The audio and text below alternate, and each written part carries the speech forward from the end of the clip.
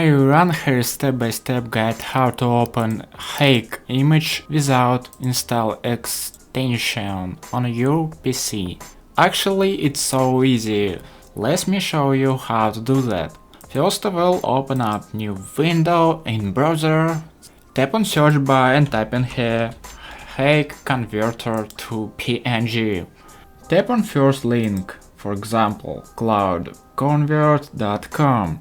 Once you're here, you can return to your files, drag and drop your photo right here, choose format that you want to use, and after that tap on convert button. Wait a couple of seconds, and right now you can tap on download button.